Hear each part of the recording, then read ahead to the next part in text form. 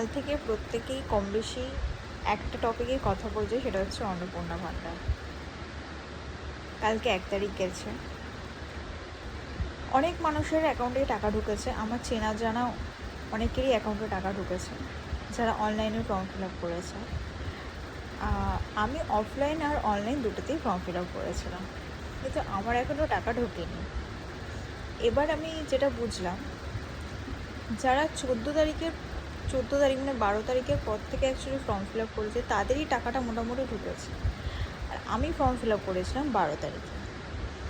আমার এখনও status check করলে দেখাচ্ছে সাবমিটেড, আর এখন ওই ডাউনলোডের অপশনটাও বন্ধ করে দিয়েছে, সেই জন্য চেক করা যাচ্ছে না সেভাবে।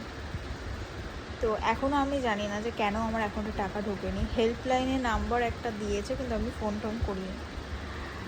আবার অনেকে বলছে 3 তারিখ অবধি অপেক্ষা করো। আমি 3 তারিখের অপেক্ষাতেই রয়েছি। যদি বাই চান্স টাকা না ঢোকে তখন দেখা যাবে, কিছু না কিছু তো উপায় নিশ্চয়ই থাকবে। কিন্তু কেন টাকাটা ঢোকেনি এটাই আমাকে কালকে রাত্রিরে ঘুমাতে দেয়নি। এখনও আমি চিন্তা করে যাচ্ছি, বারবার ব্যালেন্স চেক করছি ব্যাংকের, যে ব্যাংকের আর কি ডিটেলস দেওয়া আছে, কিন্তু টাকা ঢোকেনি। এরকম প্রচুর মানুষের হয়েছে। কেন হয়েছে, কিসের জন্য হয়েছে, কেন টাকা ঢোকায়নি এরা, আমি এখনো অবধি নিজেও বুঝতে পারছি না। দেখা যাক কাল অবধি কী হয়।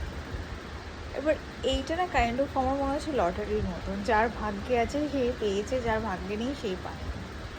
এই হয়েছে ব্যাপার। তবে দেখা যাক।